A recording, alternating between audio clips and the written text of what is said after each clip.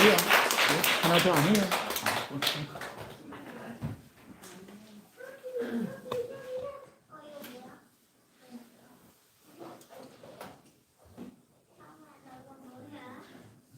네, 귀한 찬양 진심으로 감사합니다. 아멘. 아직도 가슴이 막 뛰는 것 같아요. 정말 예수님께서 내가 지치고 힘들어 기도할 수 없을 때 마음이 무거울 때에 정말 살아계신 예수님께서 제 옆에서 기도하는 것 같은 그런 느낌을 제가 받았습니다. 이 찬양의 원래 가사들이 그렇습니다. 누군가들을 위해 기도하는, 내가 지쳐 외로워 힘들어할 때 너를 위해서 기도하네. 아멘. 그런 가사입니다. 아멘. 정말 지금도 살아계셔서 우리를 위해 기도하시는 우리 예수님을 통해서 위로와 큰 힘들을 얻게 되시기를 바랍니다. 아멘. 오늘 마지막 시간에는 예수님이 사단에게 받았던 세 번째 시험에 대해서 함께 살펴보고자 합니다. 마태복음 4장 8절부터 10절 우리 교동 말씀에 읽었던 내용입니다. 마귀가 또 그를 데리고 지극히 높은 산으로 가서 천한 만국과 그 영광을 보여 가로되 만일 내게 엎드려 경배하면 이 모든 것을 내게 주리라. 이에 예수께서 말씀하시되 사단아 물러가라. 기록되었으되 주 너의 하나님께 경배하고 다만 그를 섬기라 하였느니라. 아멘.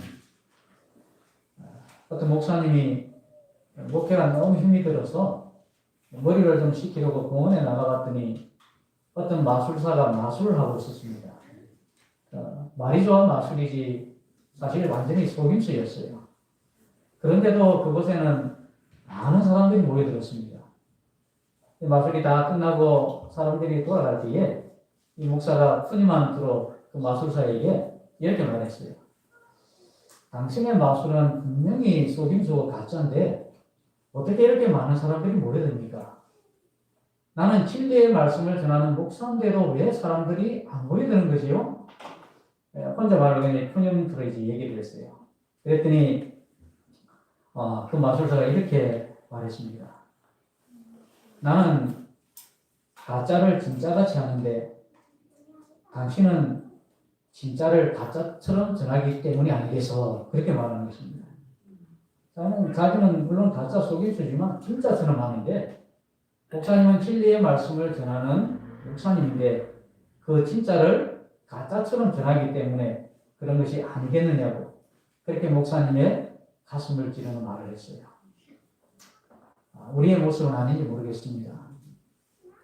여러분, 우리가 진리를 가졌다고 그렇게 우리가 감사해야 하고 진리를 가졌다고 우리가 자부심을 가지고 있으면서도 마치 가짜를 가진 그런 사람들처럼 살아가고 있지는 않습니까? 거짓 선지자들은 양의 탈을 쓴 노략질하는 이들입니다. 양의 모습으로 보이지만 사실은 이의 모습이에요. 그런데도 그들은 우리가 주의 이름으로 선지자 노릇하고 주의 이름으로 귀신을 쫓아내고 주의 이름으로 많은 권능을 행하였다고 그들은 정말 가짜를 진짜처럼 말합니다. 그러나 예수님께서 내가 너희를 도무지 알지 못하니 불법을 행하는 자들아 내게서 떠나라 그렇게 하셨어요. 교리적으로만 진리 교회가 아니라 입으로만 주의 이름을 외치는 그런 거짓된 신앙이 아니라 이제는 우리의 행동으로 진리를 증거하고 우리의 삶으로 예수 그리스도의 아름다운 향기를 드러내면서 이제 마지막 진리를 가진 그런 진리의 백성답게 진짜처럼 그렇게 살아가는 성도들이 되시기를 간절히 바랍니다. 아멘. 예수님께서는 광야에서 40일 동안 금식기도 하고 사단의 세 가지 시험을 받았어요. 그 중에 첫 번째 시험은 내가 만일 하나님의 아들이어도 이 돌들이 떡덩이가 되게 하라. 사단은 하나님이 하신 그 말씀을 의심하게 만들려고 이렇게 시험하고 있는 것입니다. 그러나 예수님은 말씀으로 승리하셨어요. 두 번째 시험은 무엇이었습니까? 내가 만일 하나님의 아들이거든 뛰어내리라 그랬어요. 그러면서 사단은 자기의 목적을 성취하기 위해서 자기의 어떤 속마음, 진짜 마음을 감추기 위해서 성경 말씀을, 필요한 성경 말씀을 인용하면서 자기 마음을 감추고 있어요. 그렇게 예수님께서 하나님에게 신뢰하지 못하고 하나님을 시험하도록 만들려고 한 것이 사단의 목적입니다. 그러나 예수님께서는 주 너의 하나님을 시험하지 말라라고 경고하셨습니다. 이제 세 번째 시험이 무엇인가? 마태복음 4장 8절, 10절 우리 읽었던 말씀이죠. 이제 사단이 예수님을 데리고 어디로 갔는가? 지극히 높은 산으로 데리고 왔어요. 그리고 무엇을 했는가? 이 세상의 화려하고 아름다운 모습들을 보여주었습니다. 악의 흔적이라고는 전혀 보이지 않는 아주 평화스러운 모습이었어요. 사단은 천하만국을 가장 매력적인 모습으로 예수님에게 보여주면서 예수님을 유혹한 것입니다. 만일 내게 엎드려 경배하면 이 모든 것을 내게 주리라. 아멘. 사단은 예수님께 이 세상의 모든 영광들을 보여주면서 뭘 하기를 원했는가 하면 예수님의 경배를 받기를 원했어요. 내게 엎드려 경배하면 그런데 엎드린다 하는 것은 완전한 복종을 말합니다. 완전한 순종, 충성의 도시예요. 그러니까 사단이 예수님에게 자기에게 복종하고 자기에게 경배하라고 그렇게 제안을 하고 있는 거예요. 예수님은 성육신하신 하나님이시다. 감히 피조물인 사단이 하나님을 모독하고 있는 것입니다. 자기에게 충성과 경배를 돌리도록 그렇게 하고 있는 거예요. 그렇게 하면 모든 걸 너에게 주겠다. 원래 하나님의 것인데 인류의 범죄로 인해서 잠깐 자기가 빼앗아가지고 그걸 다시 돌려주겠다고 합니다. 그러나 예수님께서 뭐라 대답하셨어요? 주 너희 하나님께 경배하고 다만 그를 섬기라 하셨습니다. 여러분, 우리는 여기에서 아주 중요한 사실을 알게 됩니다. 그것은 바로 사단이 예수님을 시험했던 진짜 이유입니다. 사단과 예수님께서 그토록 투쟁했던 가장 중요한 대쟁투의 핵심이 무엇인가를 우리가 알 수 있어요. 그것은 바로 경배에 대한 문제입니다. 사단은 만일 내게 엎드려 경배하면 나에게 경배하라고 했어요.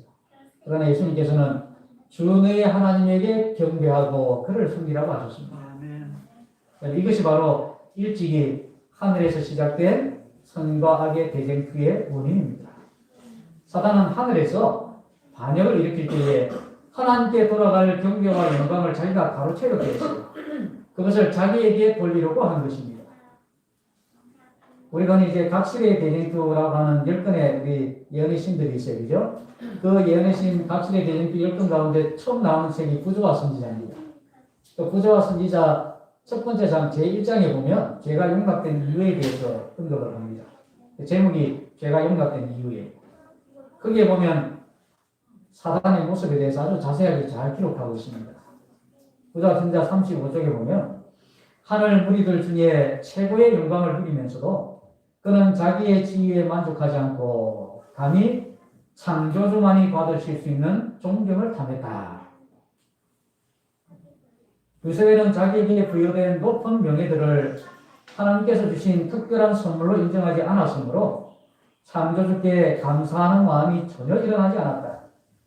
그는 자기의 광명과 높은 지위를 자랑하였으며 하나님과 동등한 지위를 얻고자 갈망하였다. 유세벨은 자기의 지위에 만족하지 않았던 거예요. 감히 창조주만이 받으실 수 있는 그런 존경을 탐을 낸 겁니다. 그리고 하나님과 동등한 지위를 얻고자 이렇게 욕심을 냈어요. 이것은 창조주에게 돌아가야 될 그 존경과 경배와 영광을 자기의 것이냐, 자기가 가로채고자 하는 것이죠.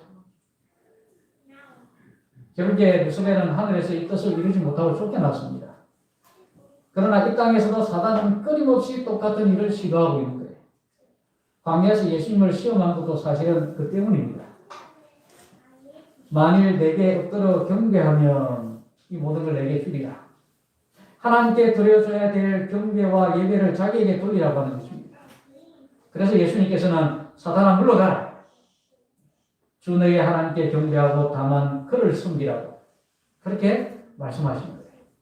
성도 여러분들이여, 자기의 영광, 세상의 영광이 아니라 오직 하나님의 영광만을 먼저 생각을 했던 예수님의 본을 따라서 우리 주 하나님께 경배하고 다만 그분만을 진심으로 섬기는 우리 장육교회의 모든 축복받은 성도들이 되시기를 간절히 바랍니다. 아멘. 선악의 대쟁투라고 하는 것은 하늘에서 시작이 됐고 그 전쟁은 이 세상 마지막까지 갈 것입니다. 특히 여자의 후손, 마지막 남은 자손들은 이 마지막 대쟁투를 위해서 하나님이 준비한 사람들이에요. 그렇기 때문에 남은 자손으로서 우리들이 최후의 승리를 얻기 위해서는 이 대쟁투의 본질에 대해서 좀 바르게 아는 것이 중요합니다. 요한계시록 12장, 13장, 14장 이것은 대쟁투의 장면이 가장 적나라하게 드러난 것입니다. 그래서 계시록 12장, 13장, 14장을 요한계시록에서 정말 중요한 노른자와 같은 그런 핵심의 장입니다. 그런데 계시록 12장에 보면 선악간의 싸움의 발단, 또 어떻게 진행되었는지 진행 과정, 앞으로 어떻게 전개될 것인지에 대한 내용들이 아주 명확하게 계시록 12장에서 제시되고 있어요. 어디에서 선악간의 싸움이 시작되었는지, 그게 어떻게 진행되어 왔는지, 앞으로는 어떻게 진행될 것인지, 그것이 요한계시록 12장 안에 다 들어있습니다. 그리고 선악간의 싸움을 요한은 4단계로 나누어서 우리에게 설명합니다. 첫 번째 단계는 미가엘과 용과의 전쟁입니다. 요한계시록 12장 7절과 9절에 보면 하늘의 전쟁이 있으니 미가엘과 그의 사자들이 용으로 더불어 싸울세 용과 그의 사자들도 싸우나 이기지 못하여 다시 하늘에서 저희에 있을 것을 얻지 못한지라. 큰 용이 내어 쫓기니 예뱀 곧 마귀라고도 하고 사단이라고도 하는 온 천하를 깨는 자라. 여기 보면 미가엘과 더불어 전쟁을 한 용의 정체가 나옵니다. 용은 마귀, 사탄이. 그래서 이 장면은 대쟁투가 어디에서 시작되었고 누구에 의해서 시작이 되었는지를 우리에게 말씀하고 있는 그런 내용입니다. 두 번째 단계는 아이와 용과의 싸움입니다. 계시록 12장 1절부터 5절까지인데 그 말씀 중에 중요한 절만 좀 읽겠습니다. 이 여자가 아이를 베어 해산하게 되며 아파서 예서 부르짖더라. 용이 해산하려는 여자 앞에서 그가 해산하면 그 아이를 삼키고자 하더니 여자가 아들을 낳으니 이는 장차 철장으로 만국을 다스릴 남자라. 여기 철장으로 만국을 다스릴 남자, 이 아이가 누군가 하면 예수님이에요.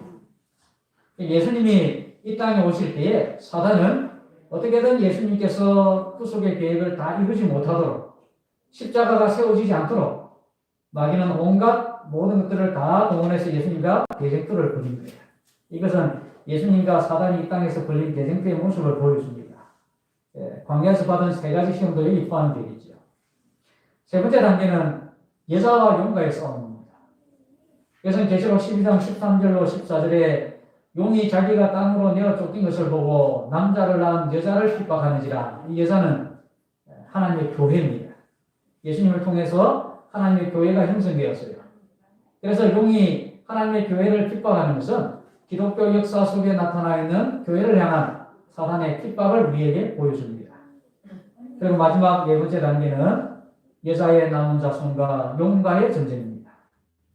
용이 여자에게 분노하여 돌아가서 그 여자의 남은 자손, 곧 하나님의 계명을 지키며 예수의 전거를 가진 자들로 더불어 싸우려고 바다 모래 위에 섰더라.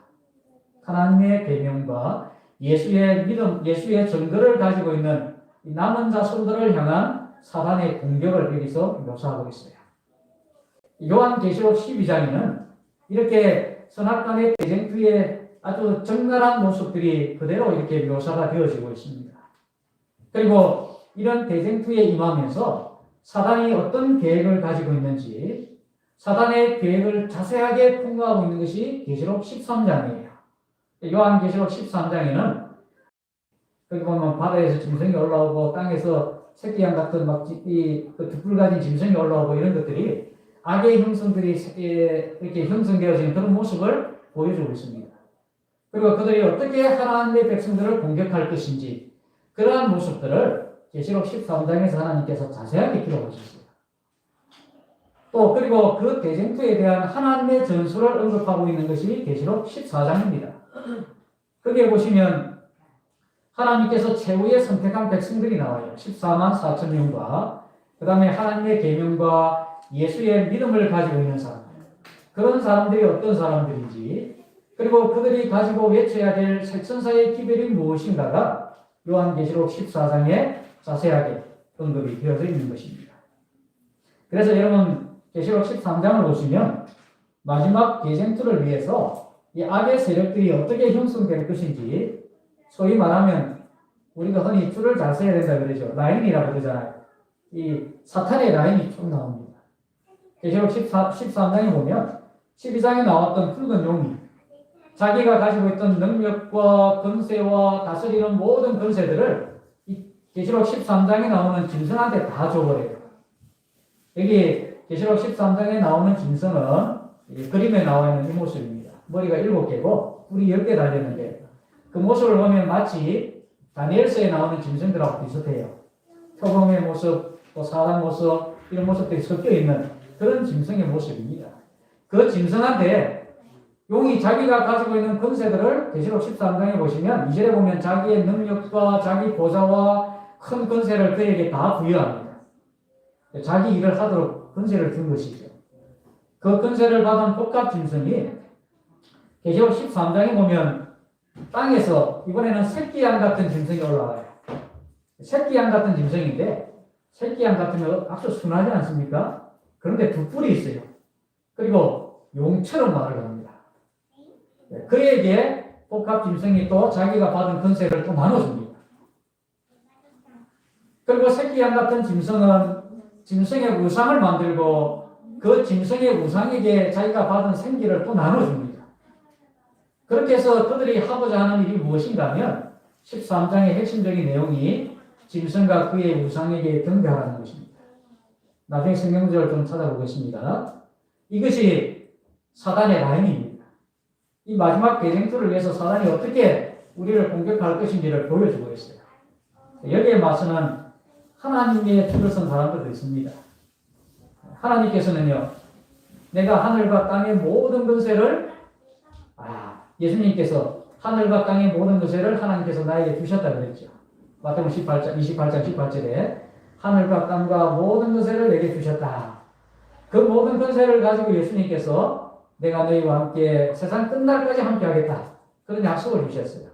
하나님의 교회는, 하나님의 자녀들은 예수님을 영접함으로 인하여 하나님의 자녀가 되는 권세를 누리고 하늘로부터 권세를 부여받은 예수님께서 늘 함께하는 그런 축복된 하나님의 백성들입니다. 그 가운데 특별히 하나님께서 마지막 남은 자손들을 선택하셨는데 그 남은 자손들의 특징이 하나님의 계명을 지키고 예수님의 믿음을 가진 사람들, 그리고 그들이 가지고 있는 자비의 기별이 세천사의 복음입니다. 그런 거룩한 복음을 통해서 하나님께서 백성들에게 알리고자 하시는 근본적인 기별이 무엇인가 하면 창조주 하나님을 경배하라는 것입니다. 제가 이 요한계시록 12장부터 14장까지 정말 이 긴 내용들인데 이 내용을 짧은 시간 동안에 이렇게 요약해서 말씀을 드린 것은 선과 악의 대쟁투의 핵심이 뭔가를 여러분에게 말씀을 드리려고 하는 것입니다. 그것은 바로 경배에 관한 문제입니다. 경배하라.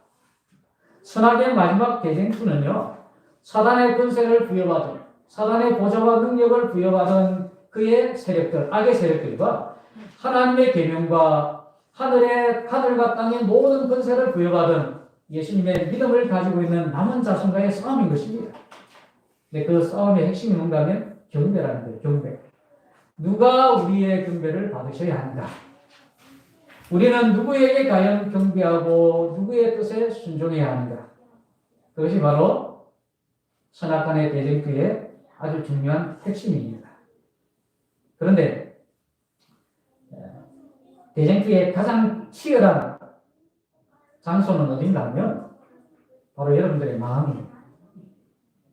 고린도서 11장 3절에 보시면 뱀이 그 단계로 그 간절한 교활함, 아주 속임수 이런 것으로 이와를 미혹해 한 것 같이 너희 마음이 그리스도를 향하는 진실함과 깨끗함에서 떠나 부패할까 두려워하노라.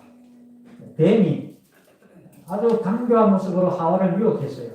그것처럼 그리스도께로 향하는 우리의 마음을 사단이 미혹해서 진실함과 깨끗함에서 떠나서 부패하게 만들도록 끊임없이 사단이 우리를 시험하고 있다는 거예요.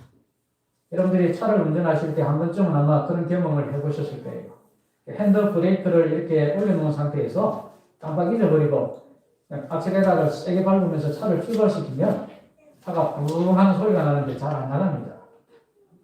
제가 합천에 있을 때 안식 오후에 이제 방문을 마치고 돌아오는데 제가 이제 교회 동굴을 몰고 우리 집사님들 태워오고 장모님 부부가 이제 개인 승용차를 가져가셔가지고 교회 앞에서 이제 개인 승용차를 몰고 가시는데 뒤에서 보니까 승용차가 속도도 못 내고 뭐 부분 소리는 나더니 조금 있으니까 승용차 뒤에서 막 연기가 막 올라오는 거예요.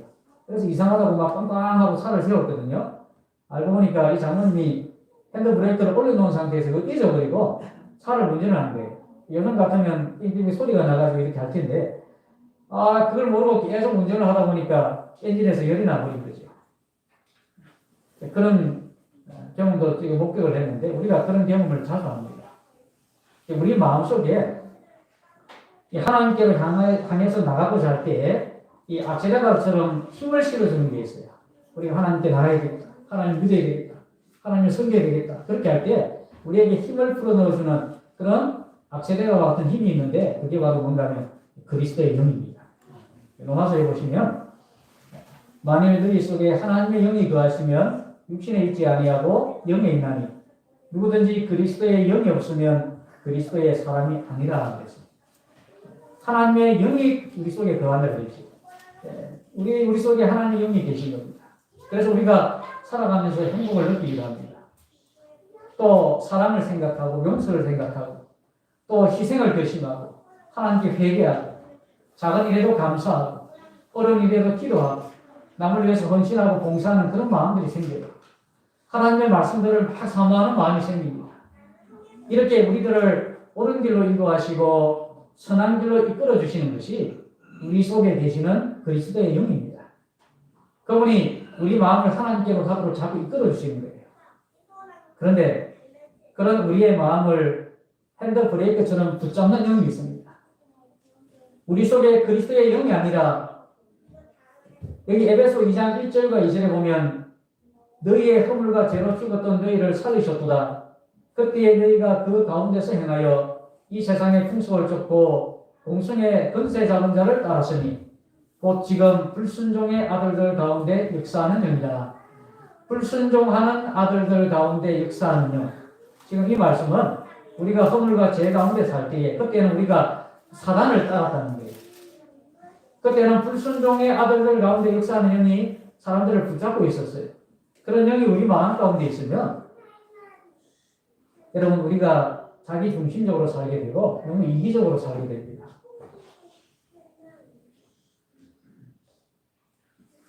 때로는 막 마음의 속에서 이렇게 미움이 막 생길 때가 있어요. 정오가 막 생겨나요. 또 거짓말도 막 하고 욕심이 막 생길 때가 있어요.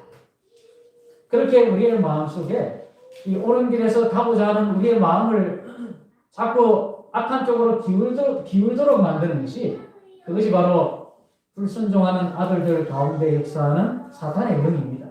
그게 이끌리기 때문에 우리가 그렇게 넘어가는 거예요. 이처럼 우리 속에는 그리스도의 영과 사탄의 영이 치열한 대쟁투를 벌이고 있는 거예요. 오늘 아침에도 교회 내가 가야 될까? 추운데 그냥 오늘 쉴까? 오미크론 확진자가 엄청나게 부산에 지금 숫자가 많던데 오늘 그냥 집에 있을까? 이런 고민을 하잖아요. 하나님의 영은, 그리스도의 영은 우리에게 가라고 말하죠. 그러나 핸드 브레이크 같은 불순종하는 아들들 가운데 역사하는 이 사탄의 영은 못 가도록 발목을 붙잡는 거예요. 이렇게 우리의 마음속에 끊임없이 대쟁투가 일어나고 있습니다. 우리가 믿음으로 하나님께 나가고 싶은데 그럼에도 불구하고 넘어지고 쓰러지고 고난과 시험 앞에서 자꾸 주저앉아 버리는 것은 우리의 발목을 붙잡고 있는 사단의 영이 있기 때문에 그렇습니다. 그래서 여러분, 우리 속에서 그리스도의 영과 사단의 영이 끊임없이 충돌하는 이유가 뭔가? 그것은 누가 과연 우리의 주인인가 하는 문제입니다. 우리의 삶의 주인이 누구이고 나의 진정한 주인은 누군가? 그래서 우리의 주인이 되어서 우리의 경배와 찬양과 영광을 받으실 분이 과연 누구인가? 사단은 우리가 자기 거라고 합니다. 하나님께서는 내 피로 사신 내 백성이라고 말하고 있는 거예요. 누가 과연 우리의 주인인가? 그것을 놓고 우리 마음속에 그리스도의 영과 사탄의 영이 끊임없이 충돌하고 싸우고 전투를 벌이고 있는 거예요. 그래서 요한계시록 13장에 경배하라는 말이 계시록 13장에 보면 5번이 나옵니다. 그걸 좀 다 찾아보겠습니다. 계시록 13장에 보시면 4절에 용이 짐승에게 권세를 주므로, 아까 제가 말씀드린 게 다 나옵니다. 짐승에게 권세를 주므로 용에게 경배하고 짐승에게 경배하여 가로되 누가 이 짐승과 같으뇨? 누가 능히 이로 더불어 싸우리요 하더라. 여기 2번 나옵니다. 경배하. 또 8절에 보면 죽임을 당한 어린 양의 생명책에 창세 이후로 농명되지 못하고 이 땅에 사는 자들은 다 짐승에게 경배하리라. 또 12절에 저가 먼저 나온 짐승의 모든 권세를 그 앞에서 행하고 땅과 땅에 거하는 자들로 처음 짐승에게 경배하게 하리니 곧 죽게 되었던 상처가 나은 자니라. 15절 저가 권세를 받아, 여기서 말한 저는 아까 새끼양 같은 짐승입니다. 용처럼 말하는 그 짐승의 권세를 받아 그 짐승의 우상에게 생기를 주어 그 짐승의 우상으로 말을 하게 하고 또 짐승의 우상에게 경배하지 아니하는 자는 며칠든지 다 죽이게 하더라 그랬어요. 여기 5번의 경배하라라는 말이 나오는데 이 계시록 13장에 나오는 이 경배하라라는 말들은 보시면 다 용과 짐승과 우상에게 경배하라는 말입니다. 그러나 중요한 것은 뭔가 하면 이것들이 경배를 받아야 할 이유가 없어요. 그 경배받아야 할 이유는 제시되지 않습니다. 경배와 존경을 받을 만한 이유가 없는 거예요. 경배를 받아야 할 이유가 없기 때문에 그런데도 불구하고 경배를 받으려고 하니까 강제성이 동원될 수밖에 없는 거예요. 마음에서 우러나오는 마음으로 경배를 해야 되는데 아니 경배를 드릴 아무런 이유가 없어요. 그러니 이들은 강제성을 동원해가지고 짐승과 우상에게 경배하라고 하는 것입니다. 모든 자들에게 짐승의 표를 받게 만들고 그 표를 가지지 못하면 매도 하지 못하게 만들고 그래도 안 되면 권력을 동원해가지고 기뻐하고 그래도 듣지 않으면 여기 15절의 끝에 말씀처럼 며칠든지 다 죽이게 합니다. 자격이 없는 것들이 경배를 받기 위해서는 그렇게 할 수밖에 없잖아요. 내가 자격이 안 되니까 강제로 힘을 이용해가지고 마음을 빼앗으려고 하는 게 그렇게 되겠습니다. 그런데 요한계시록 14장에 가면 경배하라라는 말이 3번 나와요. 3번. 3번 나오는데 그 중에 2번이 이 말씀입니다. 9절에 보면 또 다른 천사하고 셋째가 그 뒤를 따라 큰 음성으로 가로되 만일 누구든지 짐승과 그의 우상에게 경배하고 이마에나 손에 표를 받으면 다음 11절에 그 고난의 연기가 세세토록 올라가리로다. 짐승과 그의 우상에게 경배하고 그 이름의 표를 받는 자는 누구든지 밤낮 쉼을 얻지 못하리라. 여기 3번 나온 가운데 2번은 보시면 짐승과 우상에게 경배하는 사람들이 어떤 결과를 맞이하게 될 것인지 그 결과에 대해서 얘기하고 있어요. 그리고 나머지 한 번은 바로 이 말씀입니다. 계시록 14장 7절에 그가 큰 음성으로 가로되 하나님을 두려워하며 그에게 영광을 돌리라. 이는 그의 심판하실 시간이 이르렀으니 하늘과 땅과 바다와 물들의 근원을 만드신 이를 경배하라 하더라. 여러분, 창조주 하나님을 경배하라라는 말은 한 번밖에 나오지 않습니다. 단 한 번밖에 나오지 않지만 경배를 받으실 분명한 이유를 제시하고 있어요. 그것은 하늘과 땅과 바다와 물들의 모든 근원을 만드셨다는 사실입니다. 그래서 만드신 이를 경배하라 한마디면 되는 거예요. 구구절절 설명하고 강제성을 동원하고 그렇게 할 필요가 아무것도 없는 것입니다. 하나님께서는 경배를 받으실 이유가 분명하시고 그런 자격이 있는 분입니다. 온 우주와 만물을 우리들의 행복을 위해서 창조하시고 그것을 질서 있게 지금까지 보존하시고 유지하시고 그리고 이 땅에 죄악으로 인해서 죽어가는 수많은 사람들을 구원하기 위해서 그의 사랑하는 독생자를 우리에게 보내심으로써 이 모든 것들을 새롭게 회복하고 하시는 그런 우리들의 하나님이시기 때문에 우리 하나님께서는 우리의 경배를 받아야 될 충분한 이유가 있는 분입니다. 그렇기 때문에 하나님께서는 강제성을 동원할 이유가 없어요. 사랑으로 경배하는 것입니다. 감사함으로, 경외함으로, 겸손함으로 우리는 하나님께 경배하는 것입니다. 그러나 짐승과 그의 우상들, 용의 세력들은 그것이 로마 교황이든지 미국이든지 미국이 주도하는 천주교의 모임이든지 그것이 개신교들의 어떤 모임이든지 그게 무엇이든지 간에 그들은 하나님께 돌려줘야 될 경배를 받을 자격이 없는 사람들이에요. 없는 단체들입니다. 그래도 사단이 예수님을 시험했던 것처럼 자꾸 우리들의 경배를 받으려고 그들은 강제로 아마 우리에게 앞으로 더 큰 시험과 어려움을 허락해 줄 수도 있을 거예요. 그러나 여러분 불하지 마시고 우리 하나님께서는 우리의 경배를 받으실 충분한 이유가 있으신 그런 하나님이십니다.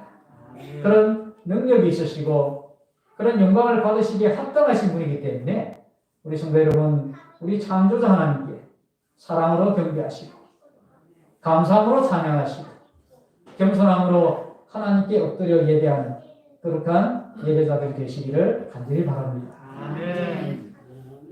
제가 옛날에 있을 때 어떤 교회의 우리 성도님들 가운데 어떤 분들은 그렇게 말해요.